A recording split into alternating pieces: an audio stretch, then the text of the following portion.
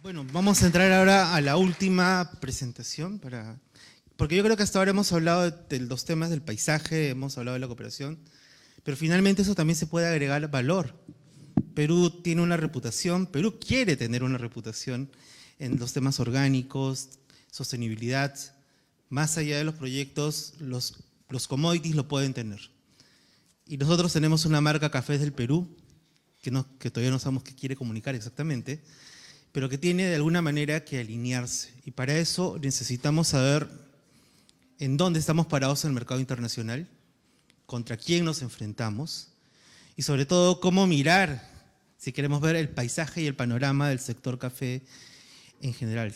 Para eso, la última presentación de la convención la va a hacer Luis Fernando Samper, exgerente de Comunicaciones y Marketing de la Federación de Cafetaleros de Colombia, un experto en la creación de intangibles y una persona muy entendida de este tipo de necesidades y sobre todo el tipo de actores que enfrenta un sector como el café.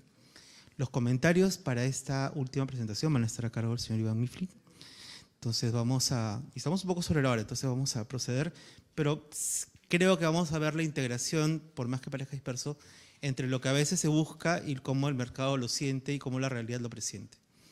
Fernando, un aplauso, por favor.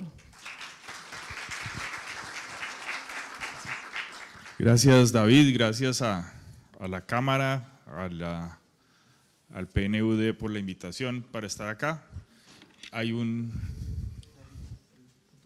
Perfecto. Bueno, soy el último obstáculo entre ustedes y el almuerzo. Espero que los logre entretener y que los estómagos sean pacientes conmigo. Muy bien. Bueno, vamos a hablar de un trabajo que se hizo, digamos, en el curso del año pasado, tratando de entender cuáles pueden ser los lineamientos para un programa de promoción de cafés del Perú. No es una estrategia por sí, porque son lineamientos que hay que decantar, que hay que profundizar, pero creemos que es una buena base para empezar una discusión, y una discusión que es necesaria, creemos, entre los diferentes actores de la cadena del Perú, de la cadena cafetalera del Perú, incluyendo desde luego a las entidades del gobierno y todos los que hacen parte del famoso Plan Nacional de Acción del Café de Perú. Entonces, ¿quiénes somos? Pues David me presentó. Pues hoy en día soy un consultor que trabaja básicamente en estrategias de intangibles y sobre todo de estrategias de valor colectivo. Eso es lo que más me gusta. Es lo más difícil, pero es lo más agradable, generar valor colectivo, así como se hace desde la perspectiva del Betas y se hace desde la perspectiva de los presentadores que me antecedieron.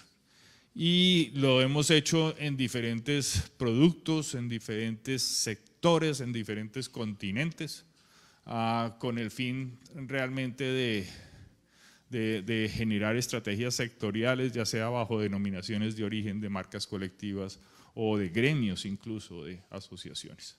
Muy bien, entonces arranquemos ahora sí. Voy a estar caminando porque no puedo hablar sin caminar. Vamos a mirar un tema de dónde estamos. ¿Dónde estamos? Estas son cifras, como les digo, hasta finales del 2021, hay algunas que actualicé al 2022 con algunas informaciones que salieron, pero no han variado sustancialmente. Digamos, uno puede decir que aquí no hay un gran cambio. Podemos decir también que esto consultó muchos actores. Yo entrevisté más o menos 40 personas de la cadena de Perú, de gobierno, exportadores, gente de cooperativas, etcétera, etcétera. Entonces ahí van a encontrar a lo largo de la presentación algunos verbatims de lo que decía la gente, de frases que me parecieron ilustrativas de lo que piensan las personas aquí en la cadena y que contribuyen a este diagnóstico. Para empezar, Perú no está en la mente de los consumidores. Esta es una encuesta del National Coffee Association de Estados Unidos, que es el principal mercado del Perú. Más o menos el 20% de las exportaciones de Perú van a Estados Unidos, y no aparece en el mapa mental del consumidor. Y eso pues es malo en el sentido pues, de que no aparecemos en el mapa, pero es bueno en el sentido de que podemos crear un imaginario sobre algo que no existe. Entonces, digamos, no necesariamente es una mala noticia, porque es más difícil a veces cambiar la percepción que crear la percepción. Número 2, la caficultura del Perú es muy similar a la de muchos países productores, digamos, todos en Latinoamérica, quizá con la excepción de Brasil, aunque también ellos en sus dimensiones utilizan el argumento, estamos hablando de caficulturas de formato familiar, pequeño, con hectáreas. Las chacras son de una muy baja número de hectáreas, y uno le pregunta al de Guatemala, le pregunta al del sur de México, le pregunta al de Nicaragua, al de Colombia, y todos dicen, sí, nosotros tenemos esa misma estructura. Esa estructura no es excepcional, es lo que estoy tratando de decir. Es muy importante desde la perspectiva social, pero no es excepcional. Y uno va de los brasileños y dice, no, es que aquí somos una caficultura muy pequeña porque el menor tiene 10 hectáreas. Pues sí, pues es que están hablando en dimensión Brasil, pero para ellos 10 hectáreas es muy poquito, ¿no es cierto? Muy bien. Tercero, y creo que es lo más importante, y me voy a detener en esta lámina un rato. Perú, a pesar de no estar en el imaginario del consumidor, debe estar en el imaginario del comprador.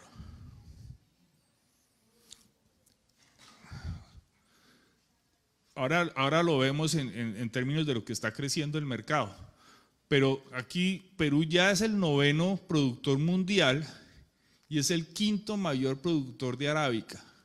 Y si lo miramos en términos de suaves, y yo defino suaves como el arábico lavado de montaña,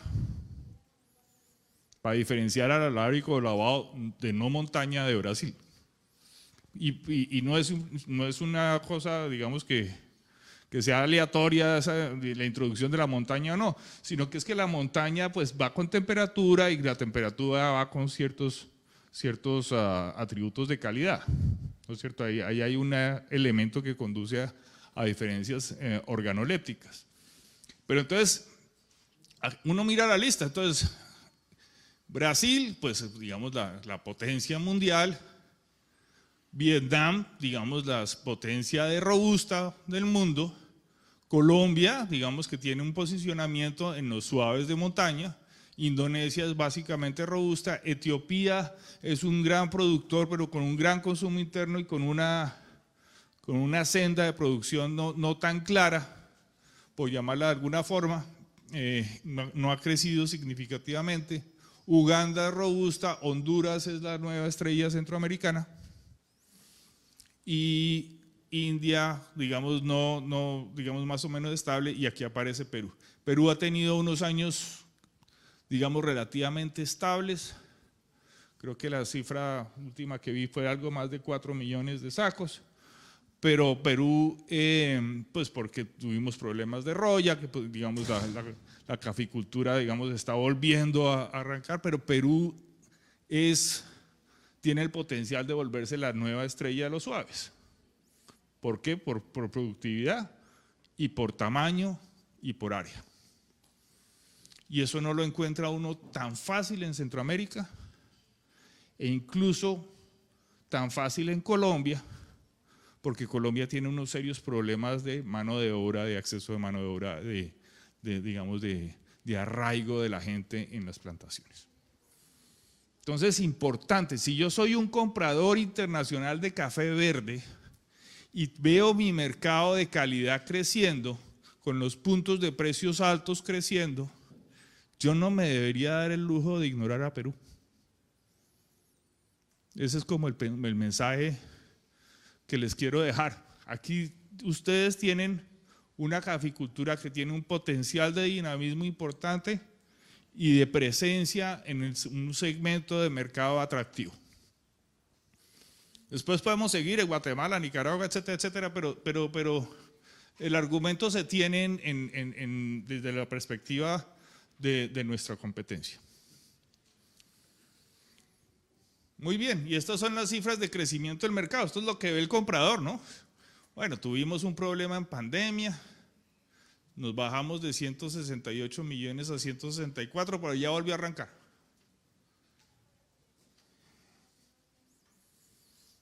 Y la última encuesta de Estados Unidos también ve uno eso, volvió a arrancar. Volvió a arrancar en especiales, volvió a arrancar en convencional. El mercado, digamos, hay que satisfacer ese crecimiento. Muy bien. Ahora, Perú no solo vende especiales, ni solo vende certificados, ¿no es cierto? Perú tiene un portafolio de productos y eso implica un portafolio de precios.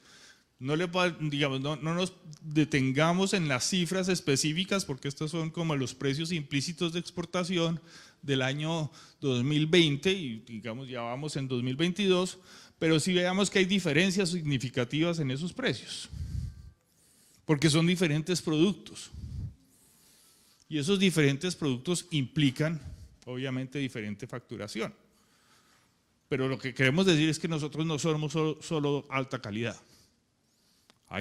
Ojalá fuera todo altísima calidad y todo se vendiera en el 2020 a 2.36, pero esa no es la realidad, ¿no es cierto? Y hay un portafolio interesante de cafés certificados, en particular de comercio justo y de orgánico. Y vemos, digamos que hay en el mundo de los certificados, pues aquí estos son cifras del barómetro del café del 2020, y vemos pues que ahí en la relación oferta-demanda de esas certificaciones varía, el espacio para crecer o no crecer varía, pero Perú podemos decir que más o menos está en el 20% de participación del mercado del mundo en café orgánico y más o menos estamos del 12% en comercio justo y a veces pues eso se combinan, ustedes bien saben. Entonces Perú ya tiene una presencia ahí interesante y eso nos lleva a pensar que ¿por qué se llegó allá? Entonces hay digamos quienes hablan de que una cosa es café orgánico y otra cosa es café silvestre, ¿no es cierto? Pero digamos, si Perú ha logrado ese posicionamiento es porque ha logrado desarrollar un sistema para atender esa demanda. Y ese sistema para atender esa demanda también es muy interesante, porque ese sistema exige certificación, y esa certificación exige trazabilidad y exige, digamos, algunos otros elementos para poder atender esa demanda. Entonces, esa demanda nos lleva a pensar que Perú tiene un sistema que podemos aprovechar para respaldo al producto y que no se tiene que limitar exclusivamente a cafés certificados y que después ya vendrán los europeos a decirnos que no, que eso es deforestación y que lo uno y que lo otro, pero de todas maneras el sistema está ahí.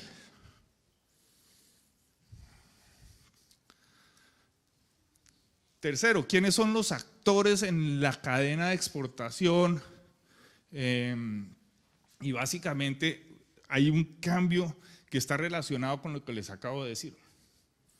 Y es que las multinacionales en el 2010 tenían el 30% más o menos de participación en las exportaciones. En el 2020 bajaron al 20%. Nada, qué bien, cifras grandes, no nos detengamos en esas cifras. Las empresas locales bajaron del 50 al 40 y ¿quién creció? Las asociaciones y las cooperativas. ¿Y por qué? Pues porque los certificados exigen más cercanía a los productores, a sistemas de trazabilidad y de confianza, etcétera, etcétera. Entonces ha ido, además de unas razones, digamos, fiscales que favorecen, digamos, la cercanía al productor, hacen que ese sistema se haya venido consolidando. ¿Y qué están haciendo? ¿Y qué está pasando? Pues está también pasando alianzas entre multinacionales y cooperativas, etcétera, etcétera, para fortalecer o para crear, digamos, o para apalancar las ventajas competitivas de cada uno. Si uno tiene la ventaja competitiva de la cercanía, el otro tiene la ventaja competitiva de la financiación, del manejo de los riesgos, del acceso a los clientes. Entonces se están generando también esas alianzas que fortalecen mutuamente esas ventajas competitivas. Ahora, ¿qué café exportamos?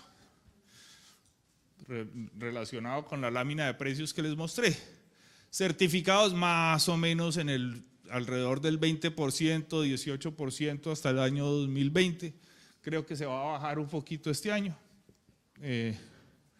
Pero pues no sé, digamos, por el tema de las primas y porque las primas de certificados, digamos, se han disparado para algunos y la oferta se ha reducido, etcétera, etcétera.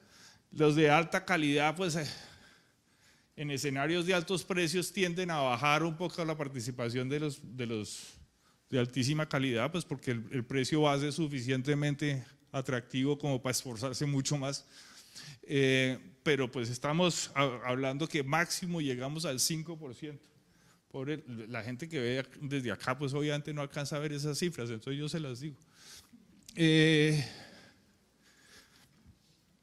Pero el grueso, 75-80%, son convencionales y de baja calidad. Entonces no nos podemos olvidar también de ese mercado. Todos quisiéramos ser especiales de 236, pero pues aquí hay otro elemento que hay que tener en cuenta. Muy bien. Bueno, entonces, ¿qué les estamos diciendo desde la perspectiva del diagnóstico? El Perú es un jugador de importancia. Los especiales hacen parte del paquete, pero no son todo el paquete. Hemos desarrollado una estrategia competitiva para exportar alrededor de los certificados, que es un sistema que podemos apalancar y que puede ser un elemento diferenciado. Y la estrategia tiene que ayudarle a todos, no solamente tiene que ser una estrategia de especiales. Porque el 80% de los productores, digamos, es una simplificación, un porcentaje significativo de los productores aún acceden a los certificados y o los especiales. ¿Estamos? Muy bien. Ahora, uno dice, bueno, muy bien el diagnóstico, pero entonces viene este señor a decir que hay que diferenciar.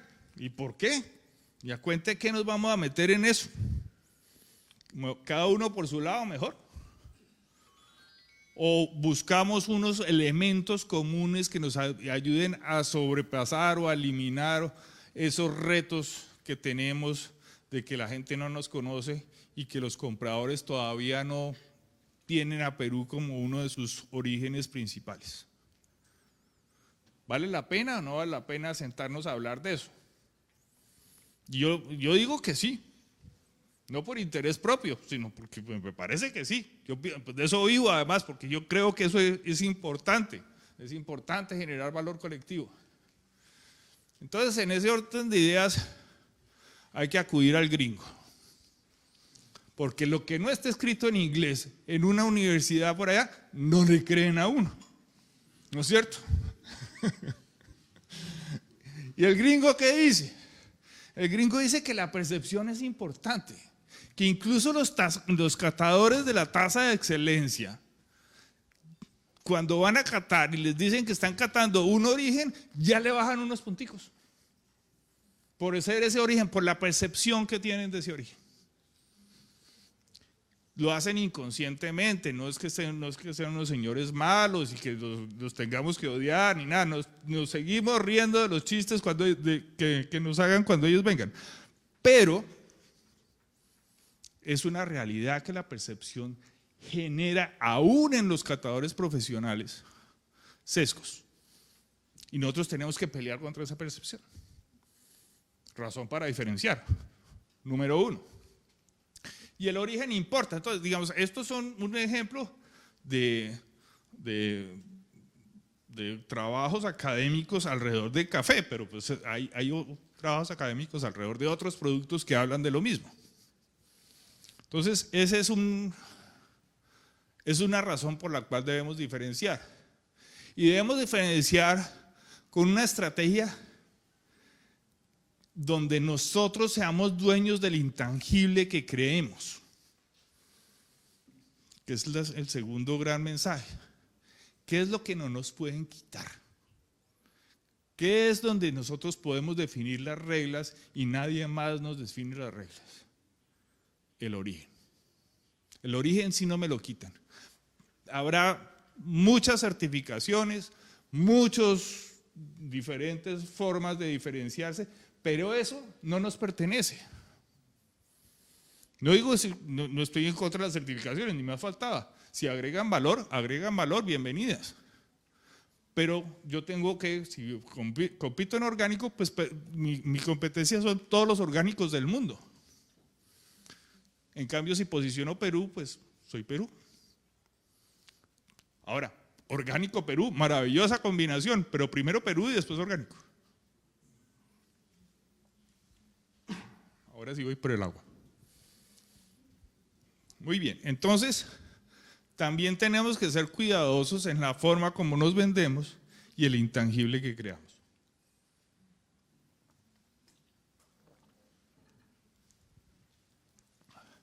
Muy bien. Hasta ahí vamos, ¿no es cierto? Aquí vean el que me va a comentar. Tercero,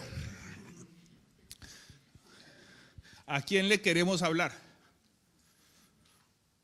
Nunca vamos a tener todos los recursos para hablarle a todo el mundo.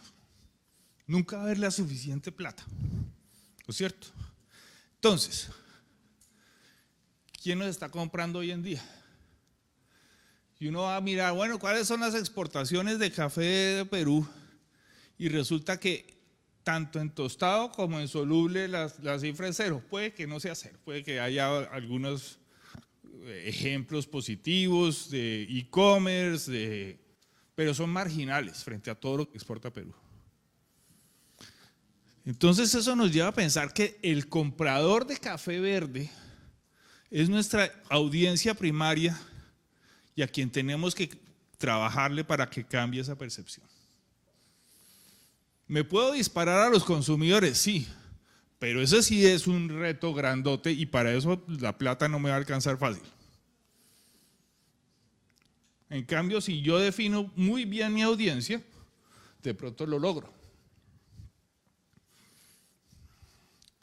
Y esa audiencia pues hay que analizarla desde la perspectiva de cadena de valor. Entonces, porque también la puedo segmentar por geografía, por tipo de comprador de café verde, por tipo de intereses, el segmento en el que está, si es primera ola, segunda ola, etcétera, etcétera.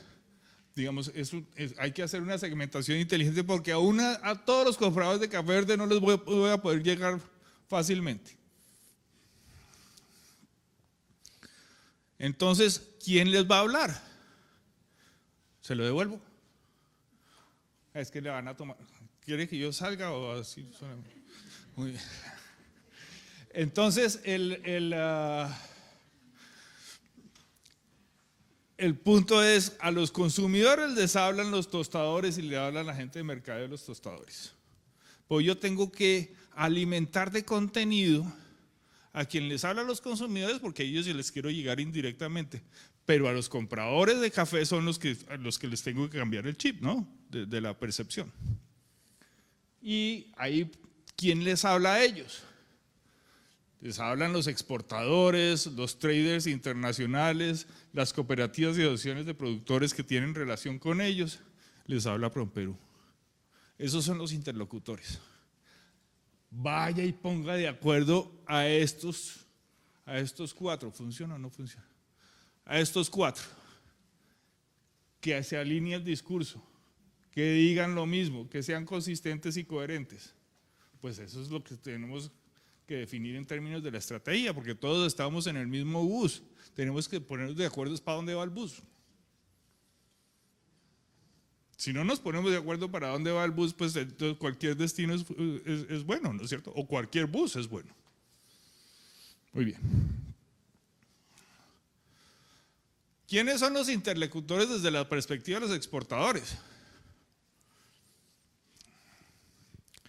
Esto son las exportadores que en el 2015 cumplían con el 80% de las exportaciones de Perú. Eran 15 compañías, en el 2015 exportaban el 80% de lo que exportaba Perú. ¿Me explico? Sí. Y los amarillos son exportadoras independientes, perdón. Los azules son multinacionales exportadores y los verdes son cooperativas o asociaciones de productores. Entonces ustedes, en el 8º lugar había una cooperativa en el 2015, que era la firma H. No nos importa el nombre de la firma, simplemente para ilustración. Y en el año 2016 también 15 firmas hacían el 81% de la producción. Pero eso ha venido cambiando. Para llegar al mismo 80% de la producción, ya necesitamos muchísimas más firmas. Exactamente en el 2020 necesitábamos 34 firmas. ¿Eso qué quiere decir? Que hay una cantidad de nuevos interlocutores frente al mercado internacional que hay que alinear. Y si ustedes se fijan, muchos más verdecitos. Obviamente, consistente con lo que les dije al comienzo. Muchos más verdes haciendo presencia en el mercado internacional. El pequeño problema es que esos verdes, en general, esos verdes tienden a variar. También los amarillos, pero los verdes entran y salen, entran y salen. Y eso no es bueno, digamos desde la perspectiva de la coherencia del mensaje. ¿Y por qué salen? Problemas financieros, no dieron la talla desde la perspectiva de lo que se necesitaba para mantenerse en el mercado internacional. Digamos, diferentes problemas, pero ahí hay uno oye en las entrevistas y dice, hemos avanzado mucho en el profesionalismo de la cadena, pero todavía nos falta mucho más. Entonces, tener un mensaje consistente y coherente desde la perspectiva de Cafés del Perú nos implica también pensar en cómo vamos a continuar esa senda de profesionalización de la cadena que comenzó ya hace unos años y que implica también homogeneidad del producto, digamos, implica manejo financiero, implica, digamos, educación y capacitación, implica muchas cosas. Muy bien. Entonces, este es un tema que habrá que enfrentar. Mírenlo de otra forma, los mismos 80%, el número de jugadores y el tamaño relativo de los jugadores en el mercado. Y el cuadro de la derecha es mucho más verde que el cuadro de la izquierda, que era mucho más amarillo. Ok. Muy bien. Si esa es nuestra audiencia primaria, entendamos qué es lo que necesitan esos personajes. Compradores y compradoras de café verde, internacionales. Y aquí pues traímos a colación como un mapa conceptual de lo que se requiere desde el punto de vista de ganancias, pérdidas y oficios o tareas que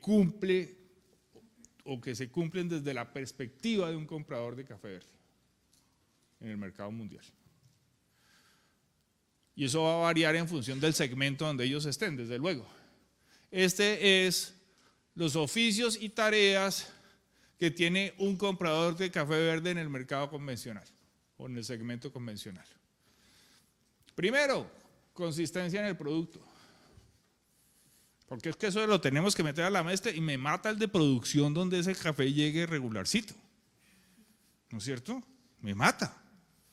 Entonces yo paso una pena interna cuando digo, ¿usted por qué compró este café? Esto no nos sirve. Número uno. A veces la consistencia y la homogeneidad incluso es que no se le puede ir la mano en café muy bueno. En el café que compró. Segundo, que el café llegue para cuando lo necesito. Imagínense el problema que puede tener un comprador de café verde cuando les dicen, ay, qué pena, pero no me llegó el café, entonces paren la producción. Uy, eso sí es lo peor que les puede pasar. Lo echan.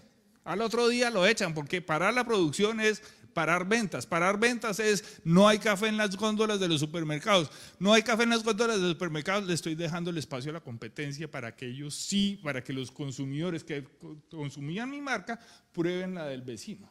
Y de pronto les gusta. Entonces, es mejor avisar a tiempo que yo no voy a cumplir, hacerme el bobo y tener que pasar la pena después. Desde el punto de vista del comprador de café verde, ese es el peor pecado. Bueno, y eso implica también cuando hay fuerza mayor avisar con tiempo, etcétera, etcétera.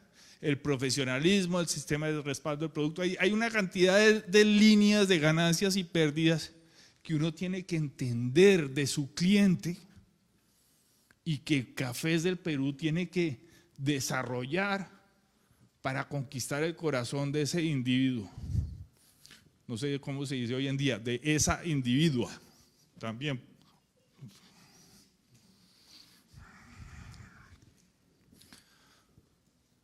Este señor también tiene que cumplir metas financieras, tiene que, digamos, tiene un problema de poder dentro de su propia empresa, tiene que ser relevante dentro de su propia empresa, entonces no deja que los de mercadeo se metan mucho.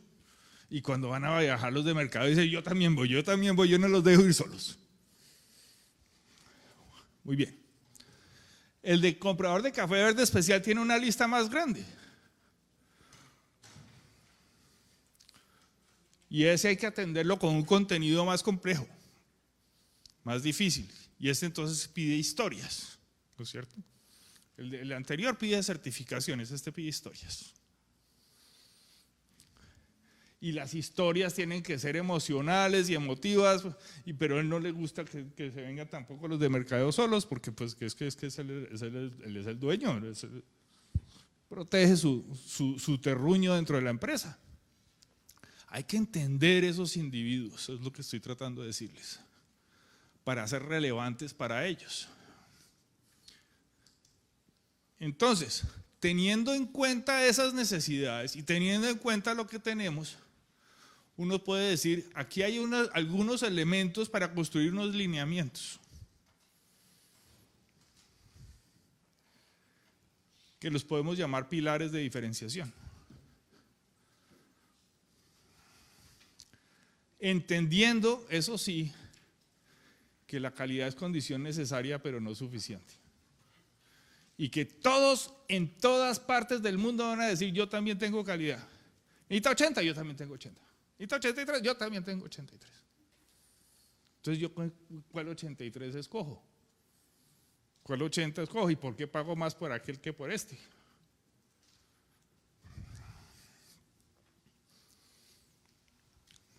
Y aquí viene el instrumento.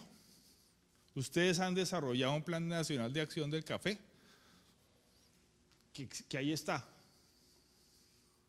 Que puede ser, digamos, se puede mejorar, se puede modificar, pero ahí está. Es, digamos, es un bus, digamos, es un bus que va, digamos, hacia una región. De pronto, después nos ponemos de acuerdo a qué pueblo específico va, pero ya sabemos que va para el norte.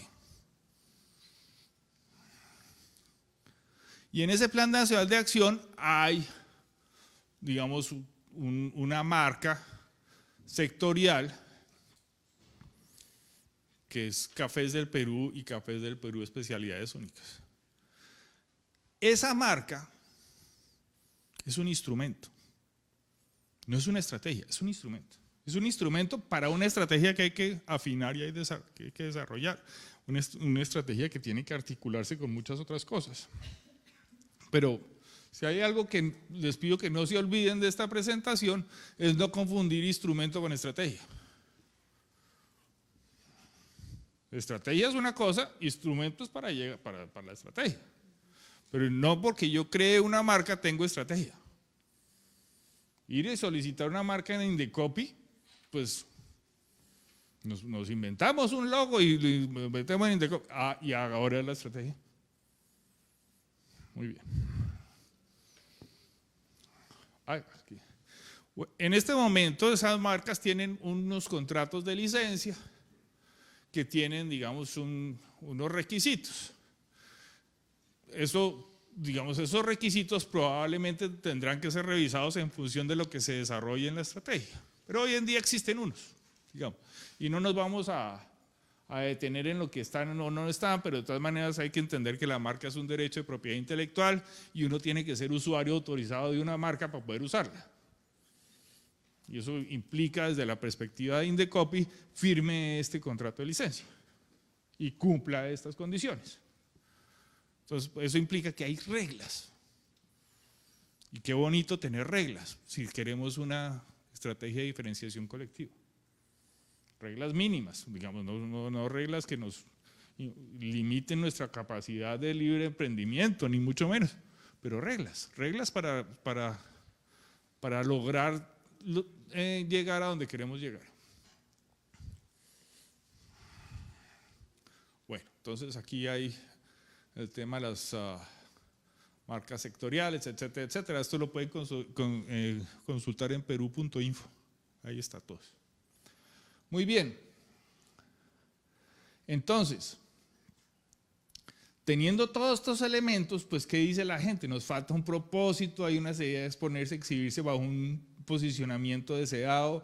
El objetivo no es solo vender, es vender bien. La gente dice, bueno, ¿cómo vamos a lograr esto? ¿Cómo vamos a montarnos al norte que queremos? ¿Cuál es el bus? Digamos, definamos bien ese bus. Y nosotros proponemos, hombre, ese bus debe tener por lo menos 4, esa mesa debe tener por lo menos 4 patas. La primera pata es el origen. ¿Y cuál es el concepto de unicidad o de excepcionalidad de ese origen? Porque todos, al final del día en los países productores, todos levantamos la mano y como que repetimos la misma cosa. No, que es que la caficultura de pequeño formato, que un impacto social y que lo ambiental y que es muy diferente y que los perfiles del norte y del sur y que no sé qué. Todos, digamos, repetimos lo mismo. Yo digo que hay algo que el origen Perú tiene, y es que el origen de Perú se puede posicionar como el café suave del futuro, porque tiene el dinamismo, tiene la oportunidad de crecer, tiene la gente joven metiéndose al negocio. Digamos, ahí hay un dinamismo por explotar y que nos ayuda a ponernos en el mapa del comprador. Y eso lo podemos, digamos, adornar y desarrollar. Pero ese concepto me gusta y entiendo que no solamente a mí. Segundo, hay que desarrollar respaldos, de pronto apalancar el sistema que ya hemos venido desarrollando en términos de cafés certificados, pero para la caficultura peruana como tal. Y empezar a hacer reportes de cómo vamos avanzando.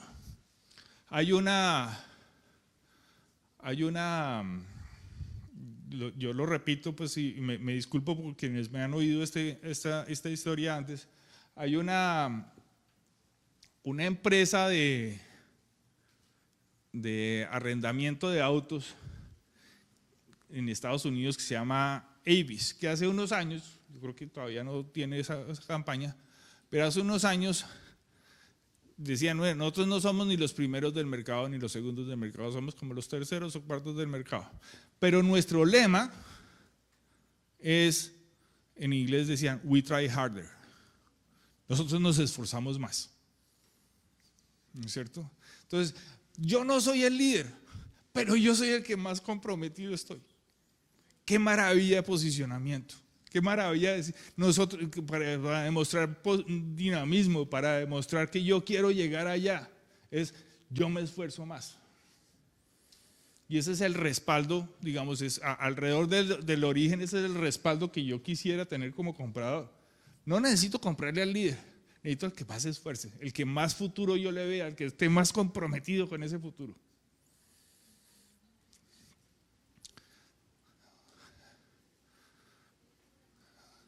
Ahora bien, Esto implica articulación. Articulación, diría yo, en primer lugar, entre el sector privado. Definir que ese bus nos sirve al sector privado. El sector público finalmente está para apoyar al sector privado. Pues si el sector privado no se pone de acuerdo, pues entonces ahí estamos como en ceros. Entonces el sector público va a oír el cuento número 1, el cuento número 2, el cuento número 3, el cuento número 4 y el cuento número 5. Y entonces eso conduce a la inacción tras que estamos como estamos, ¿no es cierto? Más inacción simplemente porque no hay consenso en el sector privado, un consenso mínimo, un consenso básico para decir el bus va para allá. Entonces, esa articulación interna del sector privado también tiene que hacerse, diría yo, o extenderse en la medida de lo posible a los actores del sector público, llámese ProPerú, Midagri, Mincetur, todos los que tienen que ver, SUNAT, los que producen las estadísticas, todos, ¿no es cierto? Pero primero arreglemos la casa internamente y pongámonos de acuerdo. Y por último, pues el producto, y el producto pues tenemos una variedad de productos, tenemos diferentes opciones y eso lo podemos ir desarrollando, digamos desde la perspectiva de origen, pues es un origen que puede crecer con el tamaño, en los mapas organolépticos, perdón, la capacidad de expansión, el potencial de altura y diversidad, etcétera, etcétera, en articulación, incluso a nivel interno ya se está dando entre multinacionales y cooperativas. Digamos, aquí hay cosas que están pasando y que apoyan, digamos, lo que podemos decir de cara al mundo.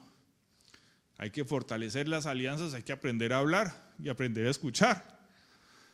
Y hay que enlazar las políticas con lo que queremos decir y donde queremos posicionarnos. Y ahí hay elementos interesantes que ya están ocurriendo y que se pueden apalancar para una política. Hay que articular lo que queremos hacer con el mercado interno y aquí está Ana María Sierra, que creo que esta va a estar, Ana María, que es la persona que va a estar acompañando la estrategia del mercado interno. Y hay que apalancar lo que queremos hacer con la marca con lo que está pasando en el campo. ¿Quiénes son los actores? ¿Por qué esos actores sí y estos actores no? ¿Cuál es el nivel de profesionalismo de esos actores? Porque esos son los que van a estar hablando por nosotros. Cuando un actor en el mercado internacional queda mal frente a un cliente, no solamente queda mal ese actor, queda mal la caficultura peruana.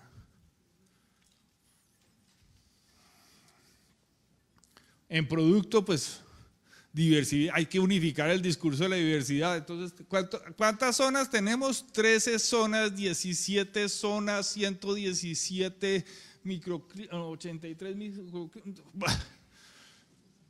¿Al fin qué? ¿Cómo es que era?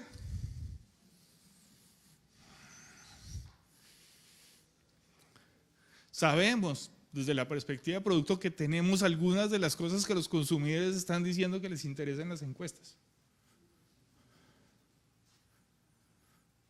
Y eso le interesa al comprador y eso le interesa al de mercadeo.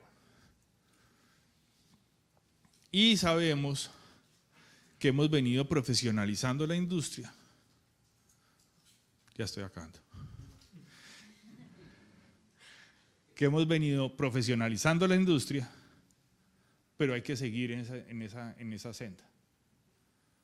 No solamente por homogeneidad de producto y todas las, digamos, los retos que sigue habiendo en la materia, aunque se ha avanzado muchísimo, sino porque el profesionalismo de los actores es cada vez más importante y más relevante para poder posicionarnos como origen en el mundo.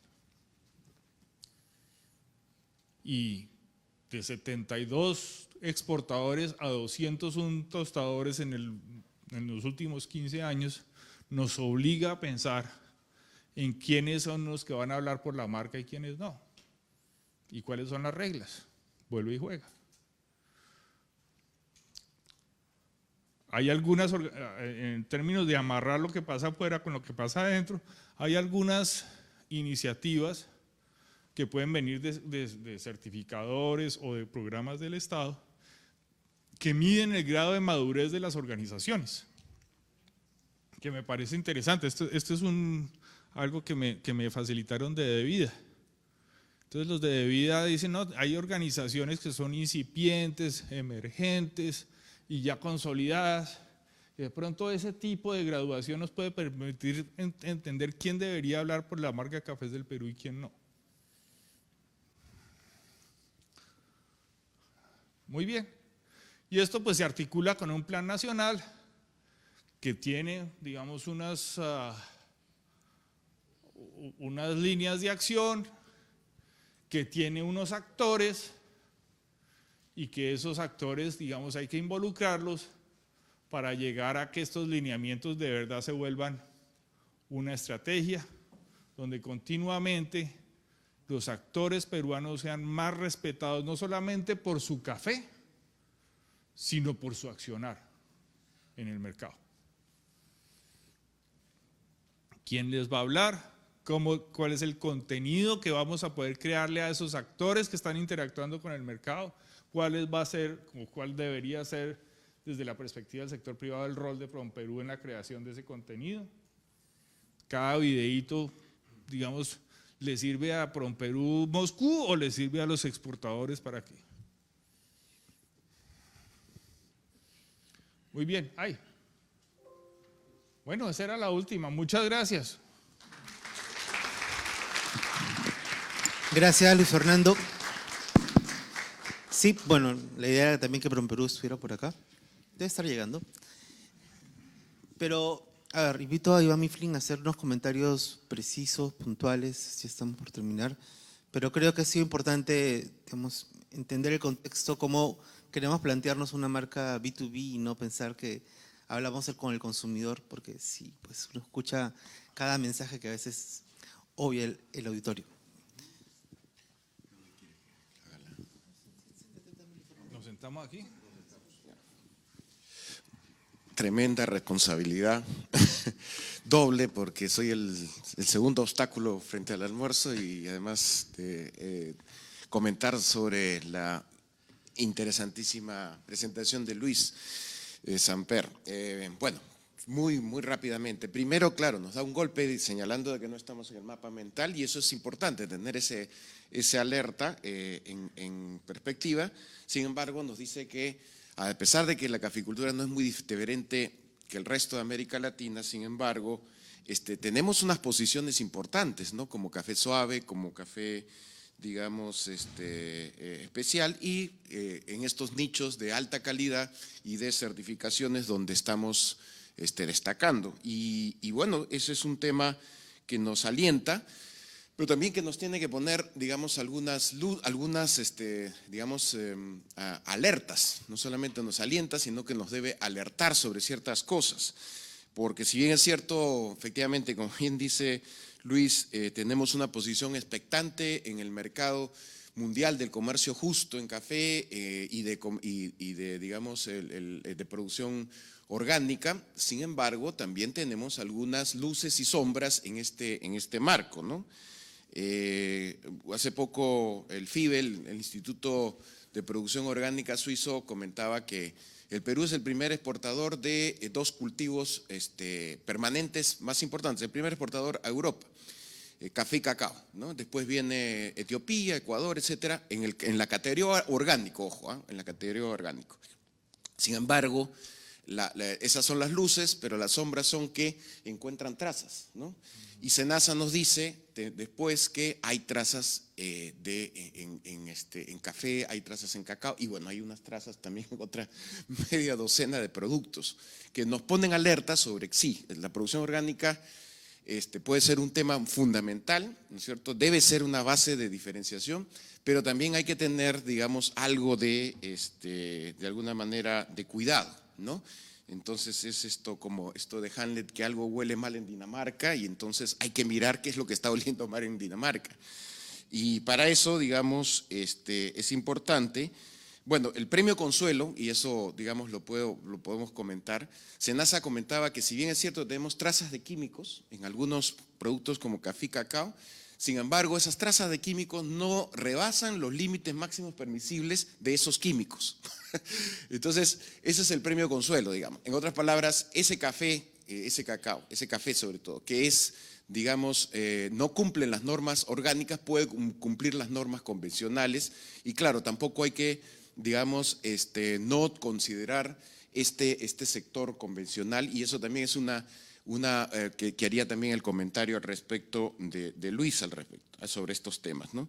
Entonces, en otras palabras, el tema de trazabilidad es un tema fundamental y es un tema complejo, porque no es solamente un tema de gestión, de las cooperativas, de las empresas, ¿no?, de toda la cadena, sino que es un tema también de cuáles son las condiciones habilitantes para que haya cierta trazabilidad.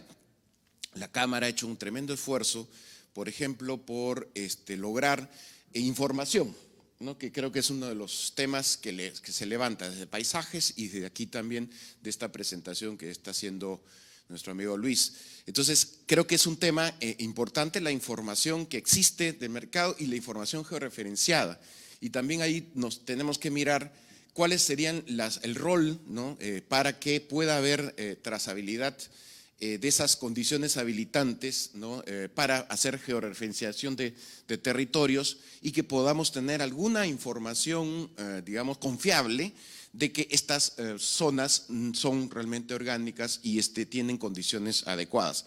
Y a eso hay que agregarle, por supuesto, que las hectáreas, las áreas más grandes van a estar sometidas y van a estar observadas por el tema de si son libres o no de deforestación, ¿no? Entonces, ese es otro tema que, bueno, de acuerdo al estándar de la Unión Europea, parece ser que es para la gran escala, cosa que aquí en el Perú tenemos no tanto como quizás en Brasil o en Colombia, pero de todas maneras es un tema a considerar.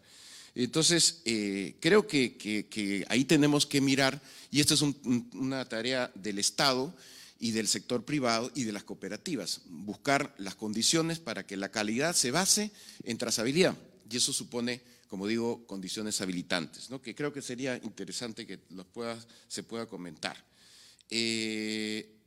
Luego, estos 4 aspectos totalmente de acuerdo, creo que son elementos importantes, el tema del origen, café suave del futuro, ¿no es cierto? Hay que, digamos, comenzar a promoverlo, incentivarlo, ¿verdad? Pero si es que no existe una visión compartida entre el sector privado al interior del sector, yo creo que entre el sector privado dentro de sí mismo, creo que sí hay una visión más compartida y eso lo refleja las fluidas relaciones que hay entre la Cámara Peruana del Café y Cacao, de alguna manera que representa al sector privado exportador, y la Junta Nacional del Café que representa a las cooperativas. Creo que hay una base de entendimiento bastante sólidas, más allá de la diferencia de modelos de gestión, pero quizás el tema sea esta articulación con el Estado. Creo que el tema más fuerte, más complicado, es que la visión compartida del sector privado también la comparte el sector público, ¿no?, para hacer un programa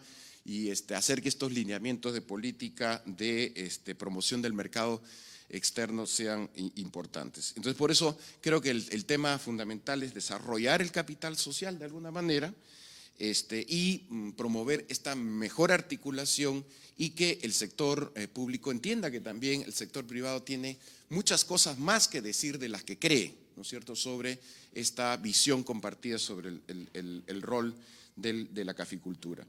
Entonces, creo que eso ayudaría a que se mejore la trazabilidad, que haya alianzas para fortalecer el producto, quizás, y obviamente también desarrollar mejor la estrategia de posicionamiento, que es una estrategia definitivamente costosa, ¿no?, si es que no se logra una articulación entre todos los actores. Felicitaciones, creo que nos quedamos con estos 4 elementos que tú has mencionado: el origen, el respaldo, y pongo énfasis en la trazabilidad, la articulación público-privado, y donde el público podría tener un papel más empático con el sector privado, y finalmente desarrollar y ampliar, desde el punto de vista del producto, con esta mirada más, de alguna manera, de mayor expectativa y de mayor entusiasmo, porque efectivamente hay mayor presencia de, digamos, nuevas generaciones en el sector cafetalero que ayuda a desarrollar esto. Entonces creo que, muchas gracias Luis por hacernos pensar un poquito y por también sacudir algunos, de alguna manera, algunos paradigmas que a veces son duros de cambiar en la mentalidad de todos nosotros. Muchas gracias. Gracias, Iván. No, muchas gracias por los comentarios y la oportunidad. No me voy a detener en el tema de trazas y de orgánico. Sí, yo creo que mi punto es, ahí hay un sistema, digamos, que se puede mejorar, apalancar, pero ahí hay un sistema, digamos, y ese sistema puede eventualmente ser un sistema que orbite no solamente sobre el café orgánico o certificado, sino sobre el café peruano. Y ahí puede jugar un rol en Veritas, puede jugar un rol Cosa, puede jugar un rol, digamos, digamos que le da respaldo y credibilidad a la promesa de Valor Perú hacia adelante. Entonces, pues vamos a decir que nuestro café tiene trazabilidad, pues pongamos de acuerdo que es trazabilidad, ¿no es cierto? Y ahí empezamos esa curva de mejoramiento a partir de una línea base cualquiera que se defina.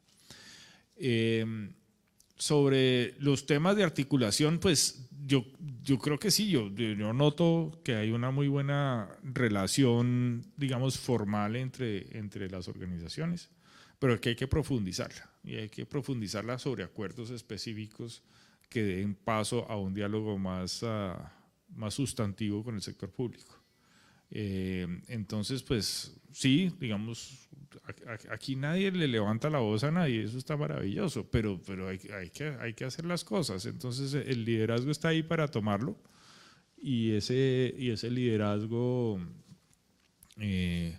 pues implica asumirlo, y yo creo que pues si no lo asume el sector privado, pues va a ser difícil que lo asuma el sector público. Entonces pues esa sería digamos, mi atrevida sugerencia, pues porque yo llego de otro país, digamos, a hablar con no todos los elementos de juicio, y por eso pues digo que eso es hasta cierto punto un atrevimiento, pero es un atrevimiento basado en una observación, en oír, en hablar, en discutir y tratar de entender cómo está funcionando y cuáles son las oportunidades que hay. Bien, muchas gracias. Invito a que les den los presentes. Un aplauso, por favor.